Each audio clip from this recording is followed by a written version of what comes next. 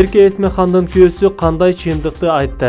Белгилүү тележурналист Асхат Садырбай биринчи жолу Эрке Эсмехан менен үй бүлө куруп, кийин 2 жаш түшүнбөстүктөн улам 2 жолго түшкөн. Экөөнүн ортосунда Муслим аттуу уулу бар. Экөө ажырашкандан бери мурунку аялы жана баласы тууралуу ооз ачпаган Асхат эми бактылуу айым программасында буларды айтып берди. Эрке менен катташып турам, ал өз алдынча бөлөк кеткен адам. Максаттары бөлөк. Сүйгөн жигити да бар чыгар. Мен ага бакыт гана каалайм. Ортобузда бир уулубуз бар. Карым катнашыбызды үзгөн жокпуз. Ажырашуубузга канча жыл өттү. Мен эч кимге таарынбайм. Таарынган да күндө кечирем. Эрке убагында кандай маалыматтарды таратса да кечирдим. Ар бир аялдын табияты ушундай жаралган эмеспи? Ар кимге өзү көтөрө алган сынак берилет.